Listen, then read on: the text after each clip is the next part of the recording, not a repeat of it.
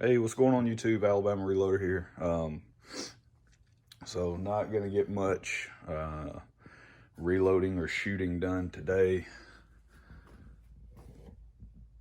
because it's raining again. So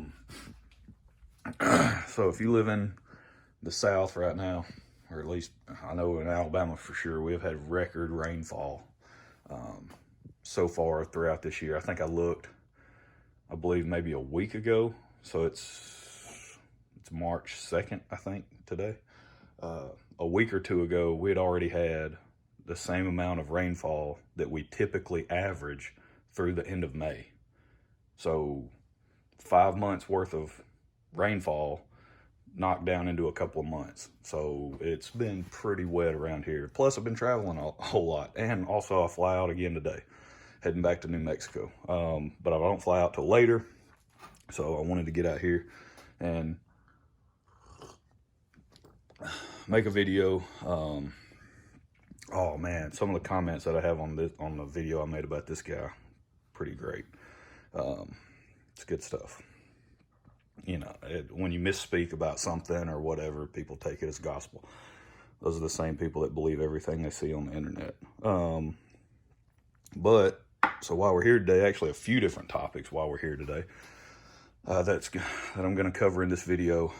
Also, sidebar, this is the coffee mug I picked up when I went to New York for work. I went by the 9/11 Memorial and Museum.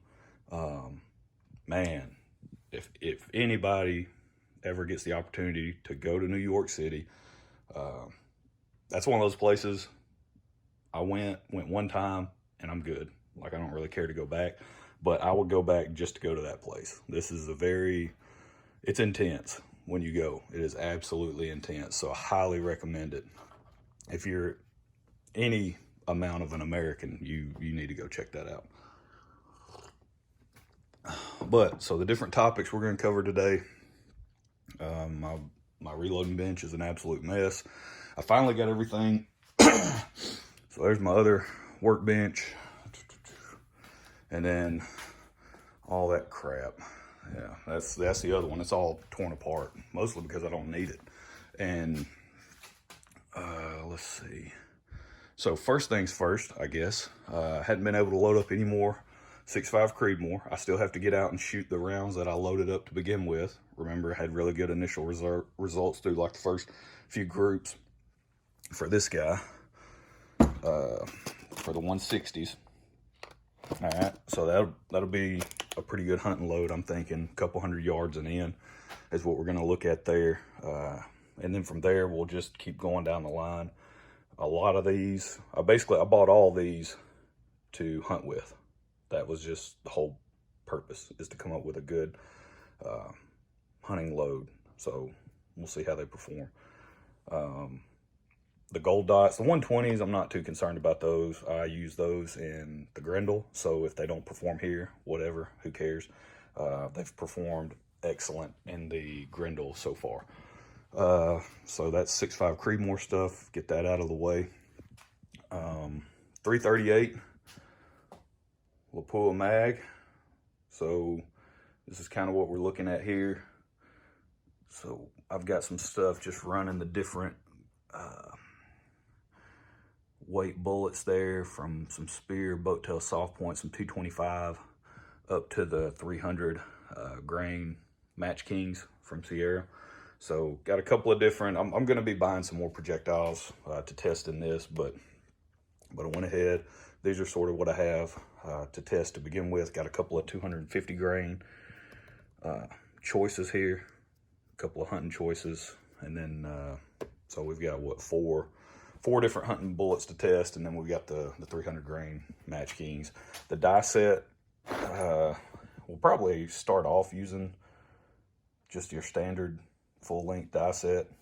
I think it's a 2-die set from RCBS. I got this. I think I bought this for like 13 bucks at Academy. They had it on clearance, and I went ahead and picked it up. Even though, I mean, this was probably 6-8 months ago. Didn't even have the rifle. Longer than that. Just saw it on sale and decided to pick it up. The brass that we're going to be using is Lapua brass. Now, I did not, and I refuse to pay $300 roughly for 100 pieces of brass. I'm not going to do it. I'm sorry.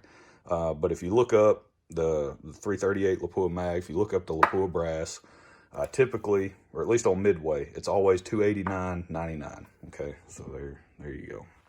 All right, and that's where I got this stuff from, Midway. But a little while back, they had a listing in their clearance section where it was 100 pieces of this Lapua brass made by Lapua for $78. It's like $77 and some change per 100 pieces. Now, I would imagine it's got something to do with this BBR 16 stamp. Okay, I have no idea what that is, nor do I really care, because I bought 3 boxes, so I've got 300 pieces of this brass for less than what it would cost to buy 1 box of the Lapua, the standard stuff. So, so far I've checked these pieces, and it is really, really nice brass. So I'm not 100% sure what the difference is. I know obviously the head stamp, that BBR 16, maybe somebody watching this video feels like doing a little bit of research and they go, oh, hey, by the way, it's this overrun, it's that, whatever. They made it for this, whoever, right? And sold it to Midway bulk, and you just bought some of it. Okay, that's fine. That'll probably accomplish what we need to accomplish in that whole series. That's really what those are the initial components that we're going to begin with for 338. I'll follow my standard, my standard brass prep sequence. So pretty much I'll take these, I'll run them in the die. I'll do not a full length resize, but just enough to get that expander ball in and out of the mouth to round everything out. And then I'll come over here to the lineman and do a chamfer deburr and run it through the brush, just because that's what I do. That's my standard process on new brass, and of course that's what I do on once fired, except, you know, clean the primer pockets and that sort of stuff. What else? Oh, another sort of housekeeping deal. There was a comment that was made on the 6.5 Creedmoor video where I showed the rifle and the scope setup, and someone made a comment about how the scope was too high for their liking. You know, they wouldn't mount it as high. And so I just put a little table together here. All right, this is pre Microsoft Excel days right here. This is good old pen and paper. At the top, we have the height of the scope mounted above the bore, right? It's a barrel. And then down the left side here, we have the distance in yards. Okay. So a lot of people for hunting applications, or you'll see and hear a lot of people go, well, you want the scope as close to the barrel as possible. So you want to mount it nice and low, get it as close to the barrel as possible. That way, you know, you can just put the crosshairs on whatever you want to shoot out to a certain distance, and you just pull the trigger and you're going to be good. Well, there's some validity to that. There's some truth to that, right? Because there's a certain kill window. When you mount your scope, the bullet is going to rise and fall. Okay, so it's gonna rise and then it's going to drop. Depending on how high you mount your scope, you know, that plus, you know, the caliber and all this other stuff, whatever. Some of those factors come into play in terms of your kill window. So I measured the height of the scope on that Creedmoor, and it was measuring 2.25, so 2¼ inches. All right. And, you know, you might be like, oh man, that's like really high. You know, I don't see why you would need to mount it that high. Well, so for me, you know, not necessarily with the 160 grains, because those things are moving pretty slow. They're not going to be moving, they're not going to be booking along pretty quick. Some of the other rounds, you know, we're going to be loading at higher velocities. So that's really what this is geared toward. Not necessarily the 160s, but the 120s, 140s, 129s, that type of stuff. But if you'll look here, so yes, if you mount that scope lower, all right, and you set your zero at 100 yards, okay, you have very little shift, right, in your point of aim, sort of, hey, throw the crosshairs on it at 125 yards, it's going to drop less than an inch, okay? So you don't really have to do much until you're out to 150 yards. Well, then it drops 2.3 inches, okay? So that's really, you know, if I was just going to shoot the 160s, I would mount the scope lower. I'd want it as close to the barrel as possible, but that's not what I'm trying to accomplish. So for me, I'll be shooting longer distances with the other projectiles that I picked. So the higher you mount the scope, less adjustment you'll have to make. So out to longer distance, you know, you have to compensate for more drop in the scope. So you either have to dial, which is what I'll be doing, or using the reticle, whichever that scope, you know, whatever scope you went with. If it has that Christmas tree style reticle or bullet drop compensating, whatever. So that's sort of twofold. It was that, you know, less compensation that I have to deal with, and because that's over an inch difference, right? So if I were to mount it nice and low versus where I have it now, that's over an inch now that I don't have to account for, out to 200.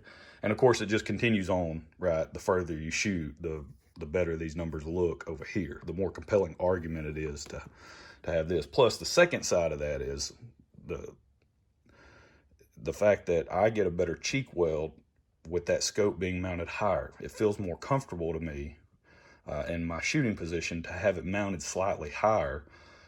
It just feels a lot more comfortable. So that's really it. That's the whole point. That's why it was so mounted so high, or it looked like it was mounted extremely high. It was mounted, I guess, higher than what most people are used to or accustomed to. But for my purposes and what I want to do, you know, if I'm shooting fairly close range, I'll grab the Grendel.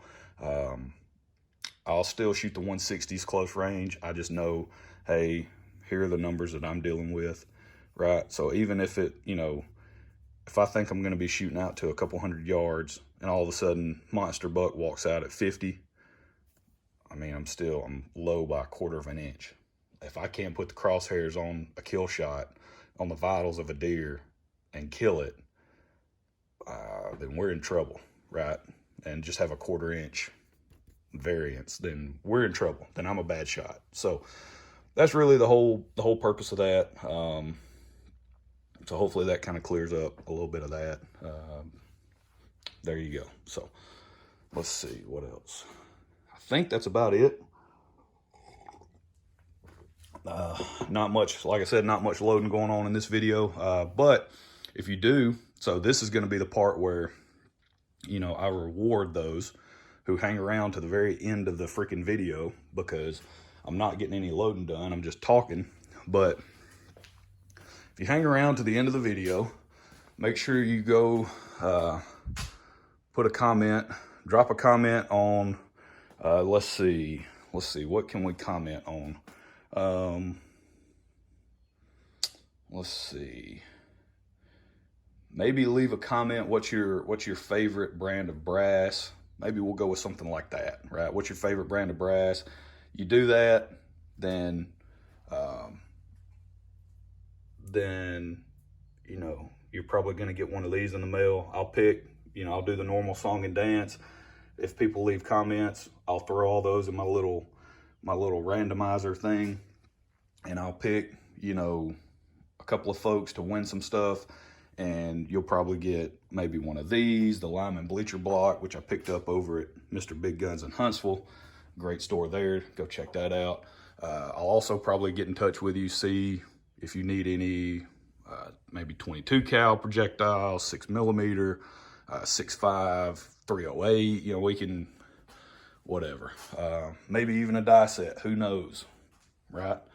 So that's just kind of, I'm feeling pretty generous right now. So we'll do that. So if you are one of the, I guess, unfortunate souls who hung around to the end of this video, do that. Just go leave a comment. Yeah, down in the bottom. Let me know what's your favorite brand of brass and maybe why. Maybe why would be a good reason too. And we'll go from there. So that's it. I hope you guys have a great day. I got to finish up this video, get some house cleaning done, and then I got to go jump on a plane and head to New Mexico. So that's it. I hope y'all have a good one. Make sure you head over to Mr. Big Guns in Huntsville. Check out what all they have going on. They've got a 20% off reloading powder sale going on right now. It's 20% off 1 pound containers. They don't ship online, or they don't ship because they don't have the whole hazmat thing worked out. So they're not able to ship the powder. So if you are local, or if you're coming through Huntsville, Alabama, North Alabama, make sure you stop into Mr. Big Guns in Huntsville. Check out what those guys have going on. Ton of good deals on firearms, reloading equipment, especially Frankfurt Arsenal stuff. And like I said, they've got the 20% off powder deal going on right now. So make sure you guys get in there, check that out. Tell Matt and Tom and those guys I said hey, and sent you over. So that's it. I hope y'all have a good one, and we'll talk to you next time. See you.